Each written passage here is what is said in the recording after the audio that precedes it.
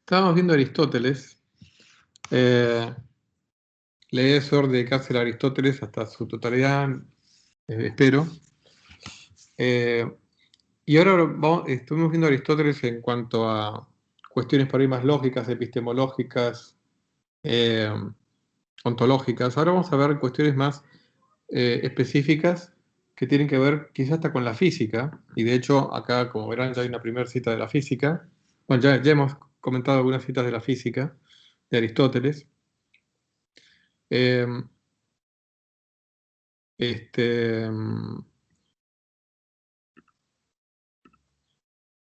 donde vamos a ver qué es lo que digamos, qué escribió Aristóteles acerca del espacio, del tiempo, del continuo, si es que es continuo o no el espacio, del infinito, si es que es infinito o no el espacio, el tiempo. Vamos a hablar de todas esas cosas hoy. Y como siempre, metiendo alguna que otra granito de comentario extemporáneo, ¿no? Bueno, acá en el libro tercero, el capítulo 5 del libro tercero de la física, acá nos habla de distintos tipos de infinito, según Aristóteles, ¿no? Dice, los investigadores del infinito abonan la creencia en su existencia en 5 razones. El tiempo, porque es infinito. Acá habla, no sabemos a quiénes se refiere Aristóteles con los investigadores del infinito. Sí, les comento que Aristóteles creía, estaba entre ellos, entre los que creían que el tiempo es infinito. Eso se los comenté la clase pasada un poco. Bueno, el tiempo porque es infinito. La divisibilidad de las magnitudes, pues los matemáticos se valen de lo infinito. Que la generación y la destrucción no se extinguen nunca, únicamente gracias al infinito, del cual surge el devenir. Además, que lo infinito está siempre limitado en otra cosa, de manera que es necesario que no haya nunca ningún término, si todo término debe terminarse siempre en otro. Sobre todo, en fin, el argumento principal que plantea la dificultad común a todos. No habiendo límite para el pensamiento, también el número parece ser infinito, y las magnitudes matemáticas y el espacio fuera del universo. La teoría del infinito presenta dificultades, pues se cae en muchas imposibilidades, ya sea negando o afirmando su existencia. Lo cual es verdad. Aristóteles se dio cuenta. Ya de por sí habíamos visto que Zenón de Elea, el discípulo de Parménides, también había notado eso, ¿no? Lo que pasa es que Aristóteles toma otra perspectiva. Bueno, él va a decir, como comentando un poquito todo esto, ¿no? Que el tiempo es infinito, un poco les comenté la clase pasada por qué dice eso. Va a argumentar que las magnitudes son infinitamente divisibles. También va a argumentar que el cambio existe desde el comienzo de los tiempos y va a existir por siempre. La generación y la destrucción, asociada también a la infinitud del tiempo, ¿no? También va a discutir el problema del espacio, de la infinitud del espacio, aunque ahí, a diferencia del tiempo, él va a argumentar que el universo es finito, ¿eh? Lo cual es curioso, pero bueno, vamos a ver eso. Pero para él igual va a ser un problema, ¿no? El problema del límite del espacio. Y también a nivel matemático. No tiene sentido plantearse un número alto, un número máximo, porque uno siempre puede imaginarse un número mayor, sumarle un número a cualquier número, ¿no? Y ese mismo problema se aplica también al espacio. Curiosamente acá habla del espacio fuera del universo, ¿no? Que podemos interpretar como el espacio más allá de las cosas que hay, ¿no? Pero bueno, ahora vamos a profundizar sobre todos esos aspectos, que son cuestiones también de actualidad, ¿no? O sea, ¿cuál es el límite del universo? Hasta ahora, donde sabemos el universo no tiene ningún límite, pero, por ejemplo, la teoría general de relatividad, al plantear que quizá el espacio y el tiempo sean curvos, abre la puerta a la posibilidad de que el espacio no tenga límite y sin embargo sea finito. como la superficie de la Tierra, que es finita y sin embargo no tiene límite. O sea, la superficie de la Tierra, pensada como universo bidimensional, o sea, pensando en la superficie solamente, no pensar ni en el arriba ni en el subsuelo, la superficie como tal es una entidad que es finita, sin embargo no tiene límites. No hay un límite en la superficie de la Tierra, no puede estar dando vueltas, no termina nunca. Entonces, Aristóteles resuelve varias de las paradojas del infinito planteando el infinito en potencia. Entonces escribe, ¿no? En la física siempre. Por otra parte, si se niega absolutamente la existencia del infinito, es evidente que se derivan muchas imposibilidades. Habría un principio y un fin del tiempo, y las magnitudes no serían más divisibles en magnitudes, y el número no sería más infinito. Es evidente, pues, que el infinito existe en cierto sentido. En otro sentido, no. La magnitud no es infinita en acto, pero lo es tal en cuanto a la divisibilidad. Queda, pues, que el infinito existe en potencia. También desde el punto de vista de la adición, el infinito existe así en potencia. Pero, sin embargo, no puede rebasar la magnitud definida del todo, mientras que en la división rebasa toda determinación y siempre habrá uno más pequeño. ¿Hacia qué introduce entonces el infinito en potencia? ¿Por qué? Y porque es inconcebible un infinito en acto, pero si uno niega el infinito y se queda con que no hay infinito, ¿no? Entonces, tiene que haber un principio y un fin de todo, en particular del tiempo, cosa que para Aristóteles era inconcebible. Tiene que haber una magnitud mínima y una máxima, porque si no habría la infinita divisibilidad. Si uno niega todo infinito posible, tiene que haber una magnitud mínima, cosa que Aristóteles tampoco aceptaba. Tiene que haber también una magnitud máxima, ¿no? Entonces él introduce la idea de infinito en potencia. Y eso lo va a aplicar a muchas cosas, al tiempo, a los números, son infinitos en potencia, ¿eh? A la divisibilidad, ¿eh? La materia, el espacio es infinitamente divisible en potencia. ¿Mm? Y en el sentido del infinito, como para Aristóteles el tiempo es infinito, ¿no? Con lo cual, en algún sentido, ya hace un infinito tiempo que hay cosas, y como para Aristóteles es inconcebible un tiempo en el cual no hubiera cambio, se plantea el problema siguiente. Si todo cambia desde hace infinito tiempo, significa digamos, que hay hay variedad infinita. O sea, y eso sería un infinito real. O sea, imagínense ah, una historia de algo que está cambiando y cuyo cambio no se detiene y que además siempre experimenta nuevas situaciones. Tendríamos una historia infinita en acto, usando el lenguaje de Aristóteles. Una historia infinita en acto. Eso tradúzcanlo al caso de un ser humano, ¿no? Imaginemos que hay un ser humano que existe desde el comienzo de los tiempos, ¿no? Con una memoria enorme, infinita, y que hace infinito tiempo que lleva experimentando cosas nuevas. Tendría una experiencia de vida infinita, en acto. Pero como para Aristóteles eso es inconcebible también, ¿no? Un infinito en acto. ¿Cómo resuelve el problema? Lo resuelve así. Esto está en el libro sexto de la física, dice. No puede darse ningún cambio infinito, porque todo cambio es de contradicción y entre contrarios.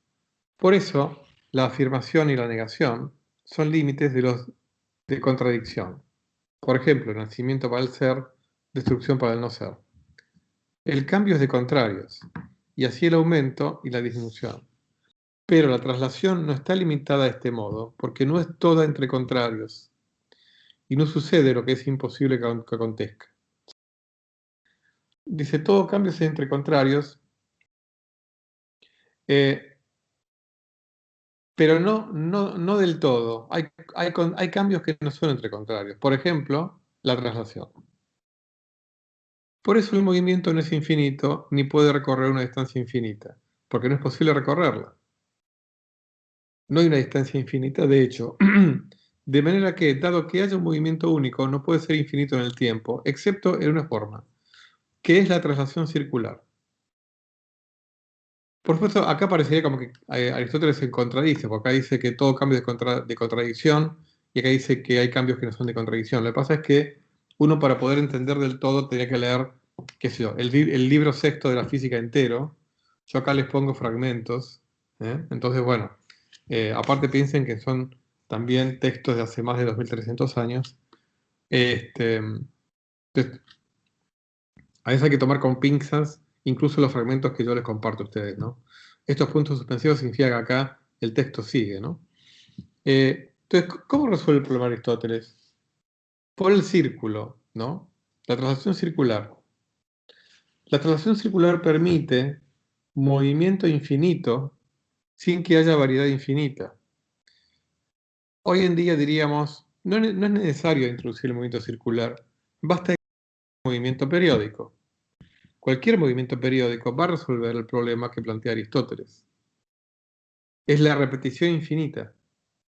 Lo que pasa es que Aristóteles, como al igual que Platón, pensaba que los cielos son perfectos y digamos, la figura geométrica perfecta es el círculo, mencionó el círculo, pero en realidad cualquier movimiento periódico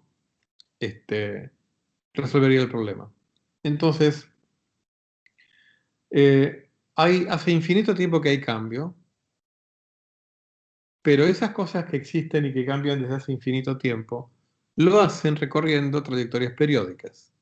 En particular lo hacen recorriendo círculos. Entonces, una órbita circular, vamos a un caso concreto, ¿no? De un cuerpo celeste en la imagen de Aristóteles, ¿no? Un cuerpo celeste que recorra una trayectoria circular. Nada, es una repetición eterna. O sea, es una repetición eterna donde no hay variedad, hay repetición. Una y otra vez, ese mismo círculo que se repite y se repite, ¿no? Por supuesto que uno puede estar más o menos satisfecho con esa solución, pero bueno, es interesante, es la que propone Aristóteles. ¿eh? El cambio infinito compatible con la inexistencia de variedad infinita, de hecho, a través de los movimientos periódicos. Bueno, acá no se asusten, acá les voy a explicar qué quiere decir este título extraño. Ahora hablando de el infinito en relación al continuo. Aristóteles pensaba que tanto el tiempo como el espacio son continuos. ¿Qué quiere decir continuos? Que son infinitamente divisibles. Entonces dice, es imposible que un continuo conste de indivisibles, como la línea de puntos, si la línea es continua y el punto indivisible. Sería necesario que los puntos estuviesen en continuidad o en contacto recíproco para que resultase un continuo, y el mismo discurso se aplica a todos los indivisibles, ya que están en continuidad las cosas entre las cuales no se ha interpuesto ninguna intermedia del mismo género. Pero entre los puntos hay siempre una línea intermedia, y entre los instantes, un tiempo. Es evidente que cada continuo es divisible en partes siempre divisibles. La misma argumentación conserva su valor para la magnitud, para el tiempo y para el movimiento. Ahora voy a explicar esto.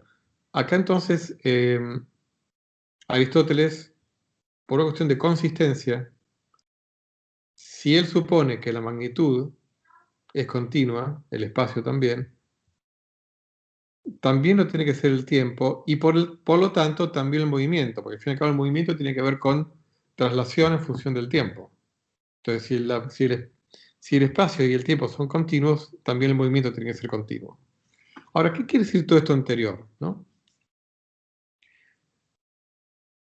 Para él, digamos que el paradigma del continuo para Aristóteles es una línea. Una línea es continua.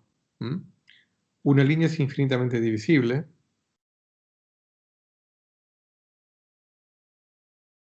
Y uno piensa los puntos de la línea, ¿no? En un continuo, yo agarro dos puntos cualquiera de una recta. siempre va a haber un punto intermedio. No importa cuán chicos, cuán cerca estén esos puntos, siempre va a haber un punto intermedio. O sea, no hay puntos pegados.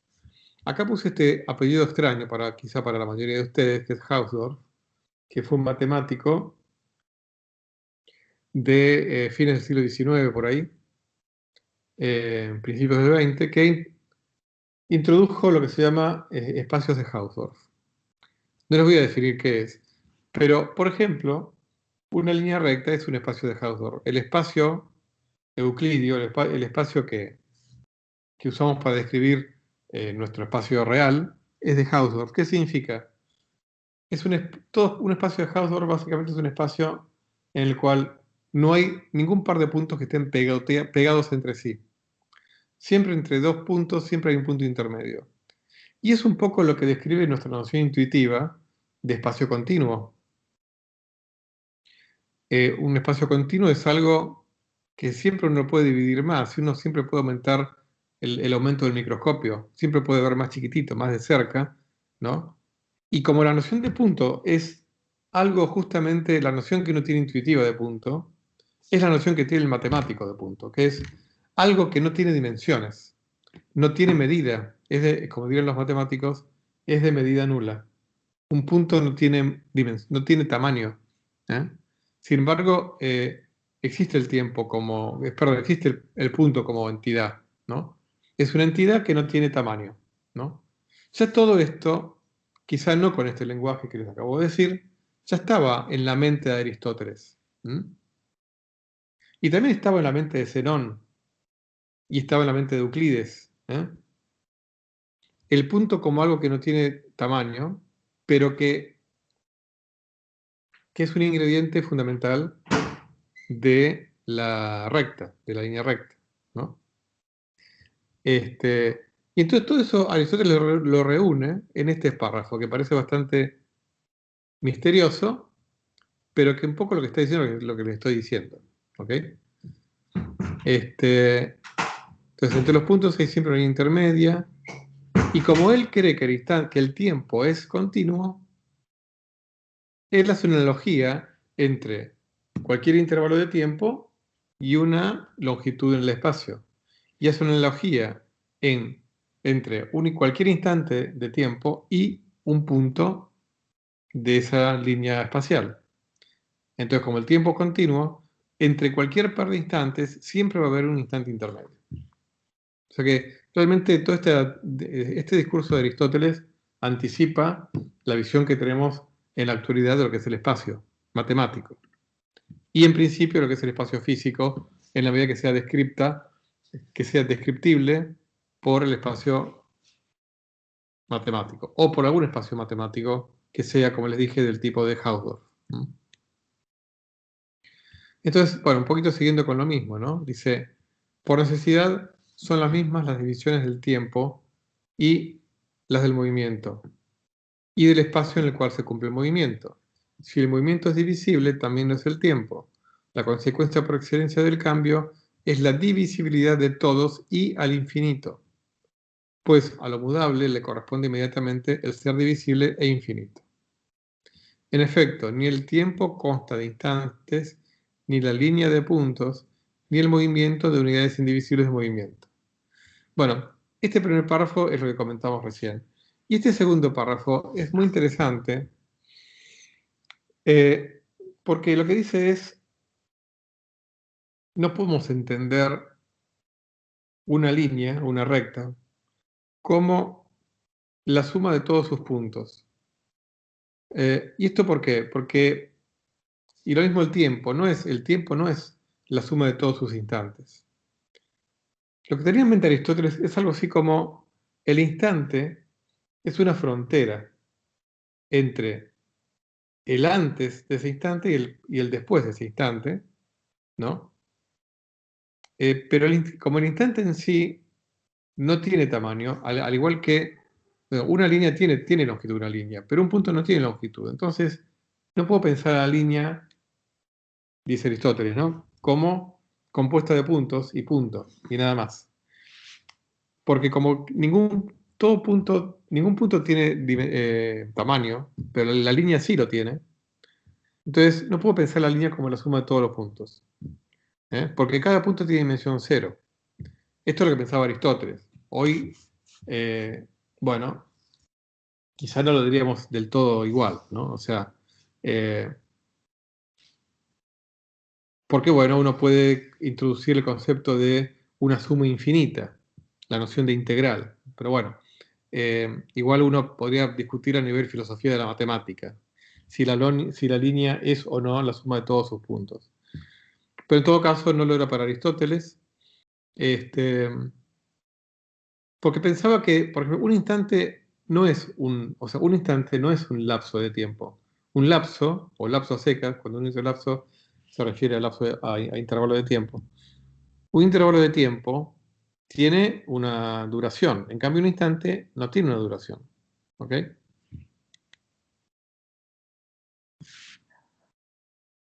Hablando del espacio, dice Aristóteles, ciertamente él, o sea, el espacio, tiene las tres dimensiones, longitud, anchura y profundidad, que determinan todo cuerpo, pero es imposible que el espacio sea un cuerpo, porque entonces habría dos cuerpos en el mismo lugar.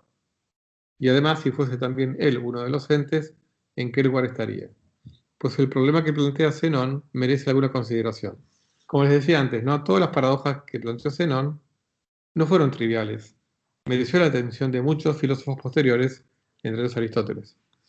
Pues si cada ente está en el espacio, debe haber también un espacio para el espacio y así el infinito, ¿no? Entonces, por eso Aristóteles no consideraba el espacio como un cuerpo, porque todo cuerpo está en algún lugar. Pero el espacio no puede estar en un lugar, porque entonces caeríamos en una regresión infinita, ¿no? Sin embargo, aunque el espacio no sea cuerpo, igual tiene tres dimensiones, al igual que todo cuerpo, es lo que dice Aristóteles. Eh, la idea que tenemos hoy en día de espacio es, digamos, bastante sofisticada, pero incluso hoy en día se sigue discutiendo qué es el espacio, ¿no? Pero en todo caso, no consideramos que el espacio sea un cuerpo. En todo caso, la noción que se tiene modernamente de espacio también no es un cuerpo. El espacio es algo en lo cual las cosas pueden estar, pero no es un cuerpo en sí, ¿no? Dice, no es difícil observar que el espacio tampoco puede ser ninguna de estas cosas, materia y forma, pues la forma y la materia no pueden separarse de la cosa, y en cambio el espacio sí puede. Aristóteles hizo todo el esfuerzo posible por tratar de aprender y definir qué es el espacio. Obviamente llegó hasta donde llegó. De hecho, hoy en día tampoco está del todo claro qué es el espacio o la definición de espacio, ¿no? Incluso, por ejemplo, les comento que en este problema que tantas veces les comenté sobre cómo unificar la mecánica cuántica con la relatividad general, eh, mucha gente cree que ese intento va a derivar en que el espacio no es infinitamente divisible, sino que hay un cuanto de espacio. Y lo mismo para el tiempo. No es infinitamente divisible, sino que hay un cuanto de tiempo. O sea, que hay un lapso mínimo y hay la longitud mínima en el universo. O sea que ni el espacio ni el tiempo son infinitamente divisibles. De todas maneras, por el momento no podemos afirmarlo ni negarlo eso.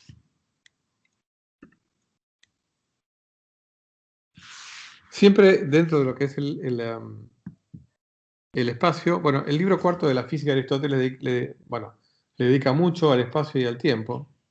Cuando dice Aristóteles, efectivamente, lo alto no es un lugar cualquiera, sino hacia donde tiende el fuego y lo ligero.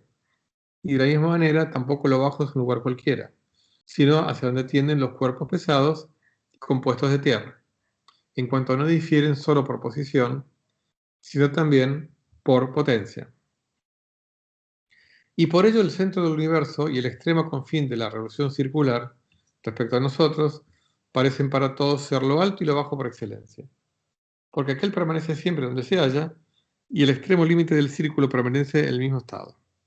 Entonces, para Aristóteles, aunque el espacio no fuera un cuerpo, las partes del espacio tienen un significado importante. Por ejemplo, lo bajo es aquello a lo cual tiende lo pesado. Entonces, para Aristóteles, el movimiento natural de los cuerpos pesados era ir hacia el centro. Como la imagen que tenía Aristóteles del universo era de algo con simetría esférica, entonces lo bajo apunta hacia el centro. O sea que, no, digamos, no es que lo bajo apunta hacia abajo, sino que apunta hacia el centro. ¿En qué sentido? Alguien que creyera en un universo, en un sentido plano, que fuera, por ejemplo, infinito, espacialmente, en 2 dimensiones, pero que tuviera un alto y un bajo. El abajo, digamos, si quieren, desde cualquier punto del espacio, el abajo apuntaría en una dirección paralela a todas las demás. Todo paralelo. En cambio, como el universo de Aristóteles es esféricamente simétrico, el abajo apunta todo hacia el centro. O sea que si yo me voy a un punto de la Tierra y hay otro, y a otro, los abajos no son paralelos. Fíjense, porque son como, imagínense, rectas que terminan en el mismo punto, o sea, el centro. En cambio, en un universo que no fuera esféricamente simétrico, ¿no? Los abajos serían paralelos, las direcciones hacia abajo. Pero el abajo de Aristóteles es un abajo que apunta al centro. Y el arriba es un arriba que apunta también excéntricamente, ¿no? Y va al límite del círculo. Entonces, lo alto, como Aristóteles no creía en un universo infinito, apunta, digamos, a la esfera más externa. Les cuento que hasta el día de hoy no sabemos cuál es la geometría del universo. El universo puede ser plano, en cuyo caso probablemente sería infinito, y no hay un abajo ni un arriba. La versión moderna de un universo plano sería un universo que no hay ni arriba ni abajo. Por supuesto, una vez que uno digamos, a partir de Copérnico vamos a ver que ya el modelo geocéntrico esféricamente simétrico se termina. Es reemplazado por otro modelo también esféricamente simétrico, pero que tiene el centro del Sol, ¿no? Hoy en día creemos que no hay ningún centro, con lo cual no hay ningún abajo, ningún arriba, ¿no? Y ninguna hacia el Sol. Si el universo fuera curvo, quizás se podría cerrar sobre sí mismo, pero la analogía tampoco habría un centro dentro del universo, porque la analogía es con la superficie de la Tierra. O sea, quitándole una dimensión al universo, la superficie por ejemplo, la superficie de la Tierra no tiene un centro. O sea, no se confundan. Una cosa es el centro de la Tierra, que obviamente existe, el núcleo, el centro de la Tierra. Pero la superficie de la Tierra, entendida como una totalidad en sí misma, la superficie, no tiene un centro. Todos los puntos de la superficie son igualmente nada, son iguales, no hay ninguno privilegiado. No hay un centro de la superficie de la Tierra en la superficie de la Tierra. Bueno, volvamos a Aristóteles. Bueno, este párrafo es muy importante porque nos habla de, como dice su título, del espacio y el universo. Dice Aristóteles, el espacio coexiste con la realidad, pues el límite coexiste con lo limitado. O sea, entonces, por ello un cuerpo se halla en el espacio, cuando fuera de él hay un cuerpo que lo contiene. De lo contrario, no está en el espacio. El universo en un sentido se mueve, en otro no. Lo que dice Aristóteles, un cuerpo está en el espacio cuando hay otro que lo contiene. Si no hay ninguno que lo contiene, ni siquiera está en el espacio. O sea que no concibe Aristóteles un cuerpo que no esté contenido en otro. Entonces, después sigue, ¿no? ¿Qué significa que el universo en un sentido se mueve, en otro no? Vamos a ver. Como totalidad no puede cambiar de lugar, porque por definición el universo es todo lo que hay, con lo cual no tiene sentido para Aristóteles que todo el universo se mueva, porque no tiene sentido la noción de lugar fuera de donde hay materia. Entonces, como no hay nada fuera del universo por definición, si el universo se mueve, no tiene sentido hablar de movimiento del universo porque no cambia la posición del universo relativamente a nada más, porque no hay nada más. Entonces no tiene sentido hablar de movimiento del universo, salvo, dice Aristóteles, el movimiento circular. Entonces dice, por eso ciertas cosas están en el espacio solo en potencia, otras en acto. El universo, como he dicho, en cuanto a todo, no está en ningún espacio. No existe un cuerpo que lo contenga. Pero en cuanto se mueve, hay un espacio para sus partes. Pues en el círculo cada parte contiene la otra. Pero el universo no está en el espacio. Pues más allá del universo y del todo, nada hay fuera del universo. Y por eso todas las cosas están en el cielo, porque quizá el cielo es el universo. O sea que también acá Aristóteles pone los límites de su conocimiento o de su certeza. Acá dice, quizá el cielo es el universo. Pero el espacio no es el cielo, sino un extremo confín del cielo. Y el límite inmóvil en contacto con el cuerpo en movimiento, y por ello la tierra está en el agua, está en el aire en el éter, y el éter en el cielo, pero el cielo no se halla en ningún otro más. Hasta acá es donde, esto es lo más que nos puede decir Aristóteles en cuanto a los límites del universo. ¿eh? No hay nada fuera del universo, ni siquiera espacio, ni siquiera lugar. ¿eh? Pero admite la posibilidad de que el universo como un todo pueda estar girando. Eso sí lo admite. De todas maneras, si queremos ser consistentes y rigurosos, nosotros, si quisiéramos adherir a Aristóteles, tampoco podríamos entender o aceptar que el universo rote, porque no tiene con respecto a qué rotar tampoco.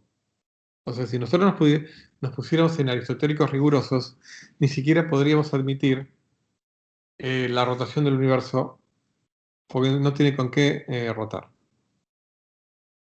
También les cuento como curiosidad que la relatividad general admite como posibilidad que todo el espacio-tiempo rote como un todo, que haya una especie de rotación universal. Hasta donde sabemos, no tenemos evidencia de que la haya.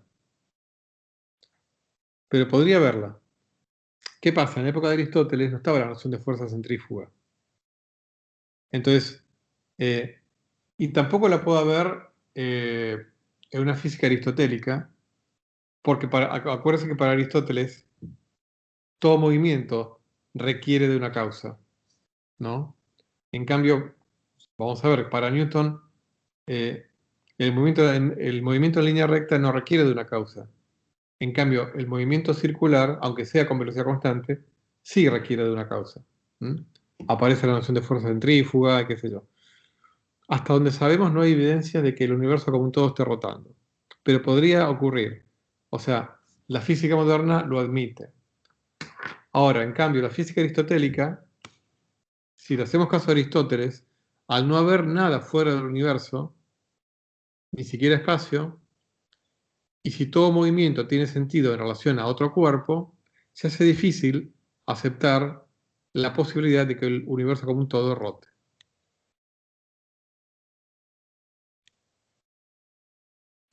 Entonces, bueno, acá un poco está resumido algunas de las cosas que les dije recién.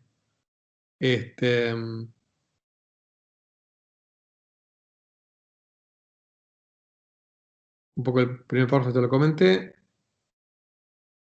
el segundo te lo comenté. Lo único que no comenté es el cuarto, en donde acá después vamos a hablar de Leibniz en algún momento en el curso. Digamos, los que están avanzados en la carrera de filosofía ya algo habrán visto de Leibniz, supongo. Leibniz tenía una posición, lo que se llama relacionalista en relación al espacio. Eh, Leibniz pensaba que el espacio absoluto no existe, sino que solamente existen las relaciones entre las cosas, y en particular las relaciones espaciales entre las cosas. Entonces pareciera que en este párrafo anterior de Aristóteles hay mucho de Leibniz, hay mucho de relacionalismo espacial. Es como que no tiene sentido hablar de espacio fuera de las cosas. Para Leibniz tampoco tenía sentido. Entonces es interesante esto, como en este párrafo de Aristóteles está anticipando algo de lo que se llama relacionalismo, que es una corriente que sigue existiendo hoy en día, ¿no? Vamos a ver, Einstein era admirador de Leibniz, entre otros filósofos. Bueno, y como Aristóteles no le gustaba el espacio sin cosas, él sostenía que no hay vacío en la realidad. Entonces dice, el vacío parece ser un espacio en el que no hay nada. Y ello porque se cree que el ser es corpóreo y que todo cuerpo se halla en el espacio. Y que el vacío es el espacio en el cual no hay nada. Es evidente que de este modo el vacío no existe, ni inseparable ni separable. Ninguna necesidad hay de que si existe el movimiento, existe el vacío. O sea, Aristóteles no tenía un argumento lógico para negar el vacío, y de hecho acá habla acerca del vacío. Pero por algún prejuicio que no lo podemos del todo definir, quizá un poco epistemológico, quizá un poco físico, más físico que epistemológico, ahora vamos a ver por qué. Él dice, ninguna necesidad hay de que si existe el movimiento, existe el vacío. No se precisa en efecto por el movimiento en el espacio, porque los cuerpos pueden reemplazarse mutuamente los unos a los otros, sin que haya ningún intervalo distinto y separado de los cuerpos en movimiento. O sea, Aristóteles, digamos, como creía que el vacío no existía, de hecho, pensaba que era todo un plenum, como lo va a pensar después Descartes, ya lo vamos a ver. Entonces, hay materia en todas partes, más o menos denso, más o menos pesada, pero hay materia en todas partes.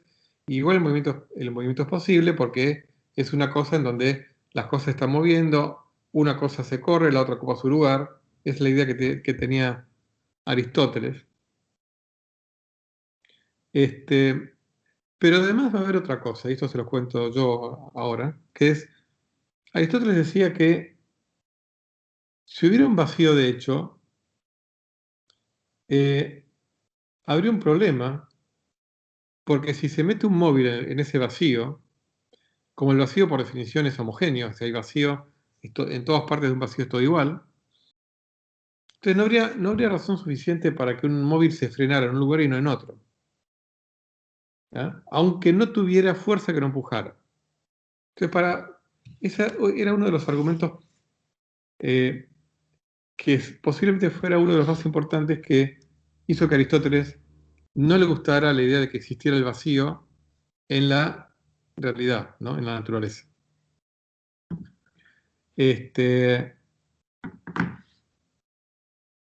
Vamos a hacer una cosa. Prefiero cortar acá 5 minutos, porque ahora vamos a hablar del tiempo, que es todo un tema por sí mismo. Así que voy a